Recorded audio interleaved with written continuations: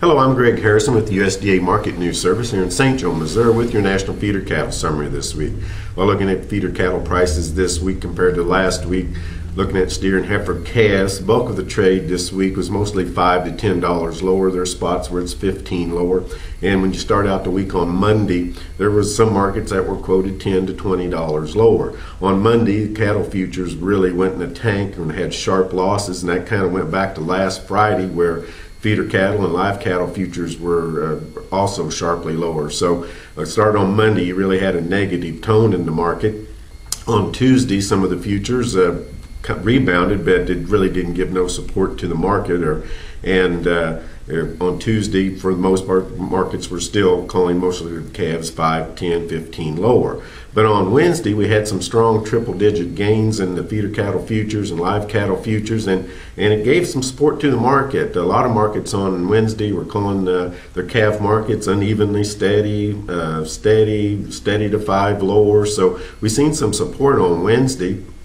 And anyway, that support kind of from Wednesday on pretty much on the calves steady to 5 lower. Yearling trade this week was a light tested, and it was mostly steady to 5 lower with the steady money mostly there at midweek. This futures trading on the live and feeder cattle markets has just been, limit up, limit down, and it really takes its toll on cattle producers and cattle feeders. And regaining market positions when the market has lost so much ground, it's going to take some buying support. Hopefully Wednesday's gains would give the market something to build on, and seems like it just seems to be once you have a good move, hopefully it's not an elusive mirage out there. But on Thursday, well, cattle futures sold off again on feeder cattle, and volatility is just becoming, seems like a commonplace theme in the cattle futures and cash market, and just has really no normality to it. Last week we talked a little bit about the bearishness in the markets, and that, it's still there. When you look at, we still have heavyweight fed cattle out there. We have plentiful supplies of competing meats, and those competing meats are lower priced than beef products. We have lower beef exports out there. Fed cattle market just really gives little, if any, support to the feeder cattle market at this time, as when you look at break-evens, just continue to fall apart there.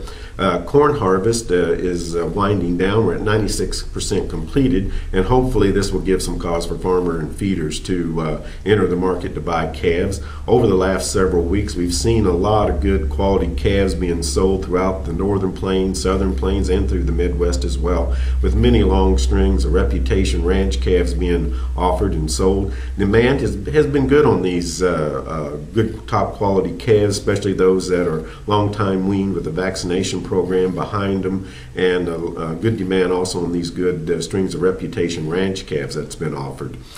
Box beef this week just continues to trend lower. We're seeing retailers, of course, looking at turkeys and hams, and as we see choice box beef prices and select box beef prices just keep trending in choppy waters at this time, trending lower this week.